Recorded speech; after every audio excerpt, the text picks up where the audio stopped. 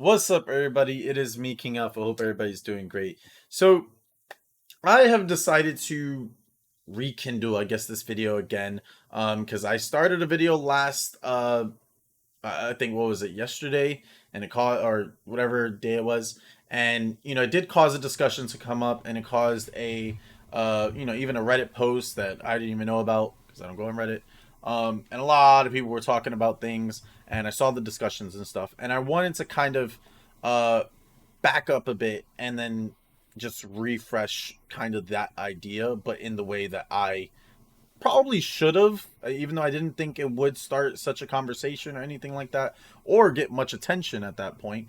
Um, I'm definitely gonna just do this video again. So, that last video was mainly just for the fact of just trying to get people's feelings on how they feel about the game right now, on how like how are people feeling, because there's so many mixed feelings right now about CB. Some people are enjoying it, some people hate the seal system, some people like this, like that. It's all mixed right now, and I don't really know I didn't know the consensus of everybody. I just wanted to get the feeling of everything. So I'm going to now do a like the 5 steps that they need to take, and I'm assuming in this order, and if they can, in the best way possible, to actually improve the game, get players back into the game, and uh, to basically have the game finally be revived and almost try and go back to what we were in season 7 of the highest peaked players that we had, which on my games, which is just 15, I think it was like 15,000. And again, I want to reiterate as well that this is all from my game side. I know the booming devs more or less have the last say in terms of what, and they do take feedback and everything. However, in terms of my game side, I think these are some of the things that need to be fixed. That will still also affect the booming game side as well. So yeah, well, if devs you are watching this, yes. I did also want to say that as well. Some people were trying to say that content creators don't care about the game and everything like that. I'm just gonna say personally that is bullshit. Because we do say feedback, we do try our best to, you know, speak out on things, especially certain things like that have been changed as well. For example, the fact that when the seal system happened, NA players were about 5 hours behind, so they were still stuck with blue units compared to purple units. And guess what happened? That changed for the next iteration of gold units and things like that. So it wasn't unfair for players in, for example, NA to have to deal with that. The next thing is that as well, someone was like, "Oh, all the content creators need to just stop streaming the game." At this point, some content creators are, because they're just enjoying other games, kind of like I am. But additionally, we do have to stream the game for a certain amount of hours, either I think it's per month or something like that, or else we can get removed from the content creator system. And obviously, content creators fully don't want to put themselves in jeopardy if, especially, this is their only game that they are really known for and everything like that. So just I want people to kind of be mindful that there is a way to kind of push the devs to try and do certain things, and you just need to do it the correct way. So regardless, let's continue the video. I don't want to waste any more time on that. The first step I think that needs to be fully taken in order to actually improve the game, and it will improve the game regardless, for my game side, is the 60 hertz servers and optimization. I think 60 hertz servers are honestly a must at this point. About to go into season 13 almost, and we don't have 60 hertz servers. And I understand that they said that they upgraded their servers with this or that, but in my opinion, the servers honestly have felt the same. If anything, I guess the new servers were really just to increase the capacity of what players can actually, how many players can actually be on the server, I guess, without it crashing or this or that. So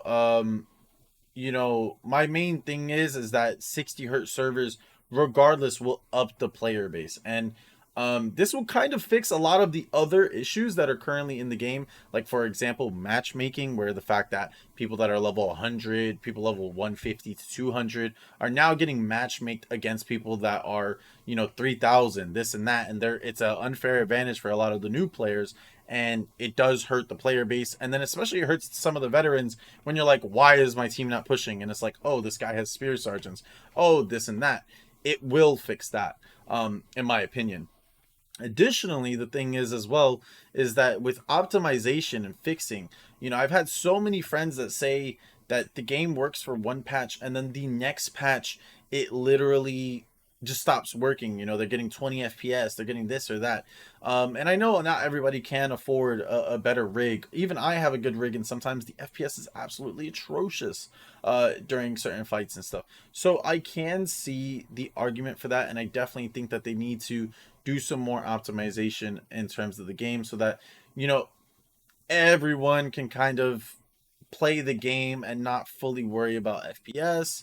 And they can not worry about the servers being trashed due to lower Hertz servers or anything like that. And I think this is a major priority. I know it's one of those things, but it's just one of those things that if you implement 60 Hertz servers, the game will improve on my game side indefinitely. Now I want to talk about the second step that I think needs to be taken is bug fixes. I think bug fixes and I think it's just bug fixes at this point, because every patch usually there's a new bug. But then there's so many bugs still in the game and everything. And in my opinion, I think instead of releasing a season after a season after a season, literally, I mean, most of the time it's about maybe 5 days to a week after the season is done, the last season is done, that they release the next season. And I understand this is good for money, this is good for keeping the game fresh with new units and everything, but in my opinion I feel like even just doing some bug fixes like for a good month, but then running events during that month, kind of like the events that we currently have, which are like the Sons of Fenrir event, where they people can get a unit skin for leveling up 50 times. Other events that you can do during the time that they're focusing every week on new bug fixes and even balance fixes in terms of units and stuff. This almost correlates with what I was going to be talking about in terms of what is it, in terms of the third step, which was going to be, I mean, sorry, was it the third? I guess it was the third step, which was going to be balance changes. So it kind of correlates with that doing fixes like bug fixes, and then also trying to do the unit fixes and optimization and all that type of stuff, like it would all correlate in the end. And that would be a really good time to actually do it, would be during an off time during season and stuff. So in my opinion, I just think these are the steps that fully need to be taken so that the game can actually be improved. um Next, the third step was unit balance changes. Now with the new seal system, um and I think everybody notices this, is that yes, some people do like the seal system. I enjoy the seal system at certain points. But I fully think that the seal system is it's almost a good eye opener to be like, oh snap, okay, these units are used way more than the others. Maybe we should buff this unit. For example, what is the pick rate of Serigs during a purple era only unit? Probably never. Probably never. What was the pick rate probably of the new Berserkers? 90% probably. Things like that. It should be an eye opener on what units should be worked on. And they did work on certain units, like Perfecture Heavy Cavalry got a nice little buff this season, which was really nice. And then Imperial Pikes got another buff and everything, but I think they need to continue doing this. A lot of the times, we even sometimes wait a week, 2 weeks, and it's just like it doesn't feel like much sometimes gets changed, and it's a bit annoying. And I think these changes could be made during an off season. Let people actually maybe even relax and not do TW. Like not have to do or worry about TW back to back to back. Let people maybe stock up on artillery or this or that. Of course, again, this is just my opinion. If you guys don't agree, I understand that. But I think taking even a month without, doing a whole nother season would be really, really huge. I think it's just one of those things of, it would help out the player base so much with being able to work on unit balance changes and work on bug fixes and optimization and all that type of stuff during the bug fixes and unit balancing in the off season. Uh, Next, I want to talk about more or less the fourth thing, I guess, because this it sucks that number two and number three were almost correlated. But the fourth thing I really want to talk about is is the open world. Now, I know some people are gonna be like, dude, I don't care about the open world. Why are you talking about the open world or this or that? In my opinion, I think the open world needs to be changed, and I think they can do it in the sense of almost what other games have even done, which is for example, you have a game like Mountain Blade Bannerlord 2, which I think their system of how cities work and everything is awesome. You have to do it where you basically are dealing with upgrading your feet, like basically upgrading your fief, but it does like other different bonuses. So you have you basically build up this or that and it increases the food, or you do this and it increases that. I think the whole city system definitely needs to be tweaked, because it's just one of those things of, okay, you capture this fief, and let's say you do want to upgrade it, all you just do is fief quest, and it doesn't, all you to get is just building different in terms of different stuff like the unit kits or the um you got unit kits, you got artillery, but then that's about it. I think you can do it where, like, let's say you're upgrading the fief and it actually maybe starts putting artillery down in the city so that you can use it before having to use your own artillery. I think that would be really cool. If you upgrade this or that, and they talked about this before, adding in new barriers, like adding barriers into certain places that will make the city a bit easier to defend. Um, and I mean, I know this can kind of be a bit hard in terms of also dealing with the fact of, okay, but now as an attacker, what do you get? And it's one of those things where, maybe the level of the house, they get extra bonuses in terms of, you know, what they can do or what the units can do, and things like that. In terms of the open world, I think the open world just genuinely needs to be changed, because right now there is just three aspects to it. You do fief quests, you either go to do some bandit what is it, I wasn't gonna say bandit raid, sorry, hit some barbs or whatever they're called for the challenges, when they need to, or gather resources, and that's about it. I mean, sorry, or territory war as well. Sorry, but yeah, it's one of those things where it's just there's only a handful of things, and there's probably some players, and Evo's even said this before. Evo hadn't left the open world, for hasn't went into open world in almost like 5 to 6 seasons, simply because he just doesn't do that. He literally gets online, he just does it, goes to click his quests, and then he just plays the game. You know what I mean? He just goes, starts queuing up sieges, and then that's it. But that's what the open world is. For some players, none of them really actually care for what you can actually do outside in the open world, and I think that could definitely be changed. We were even talking about the fact that maybe even for like bandit camps, making them actually more worth it, increasing the rewards that you can get from them, maybe even doing a bandit camp that will actually increase, like you have to have like 15 players, and it's an actual big like little raid that you have to do, because at this point bandit raid has just replaced bandit camps, and expeditions, and what's the point of actually doing them other than maybe for a quest or two. So that's my opinion on the open world aspect. I think that does need to be tweaked and everything, but this is like the next step towards that. um the fifth and last step that I think needs to be taken, and if I'm honest, this is something I'm a bit about, is the fact of each season is basically the same. You get 2 to 3 new units. You get to do your battle pass and everything. You get your skins, yada yada yada. The campaign, sometimes this map will open up, or sometimes this region's open, or this region's closed, and then it just, you're doing the same thing all season. You're like, okay, let's just plan for Borderlands. Okay, let's plan for Agolia or whatever, and I think there could be certain things that can be added into it that can actually make the season feel a bit more alive, if anything. There was one, I think it was season 6, where they had added the little boss that they had during that season, which was really, really cool. Even if he was, a crap boss and it was easy to kill him and stuff, when you actually had players playing with you in a group. I think personally it's one of those things where that was a good little addition, and then they stopped it after season 6.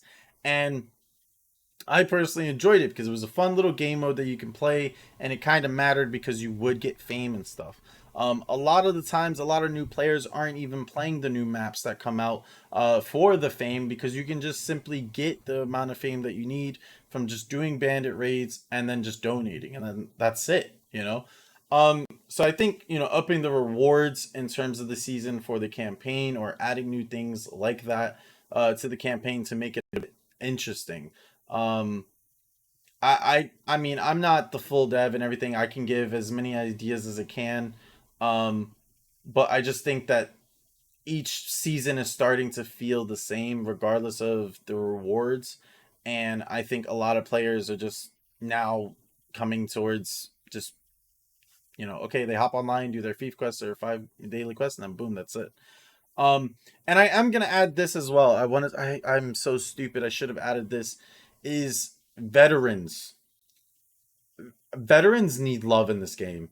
If I'm really, really honest, veterans seriously need love in this game, because the main reason the game is still alive is due to the veteran player base. Whether it's CBL players, players that love to only play competition, ranked players, TW players, a lot of that is due to the actual veterans that play this game.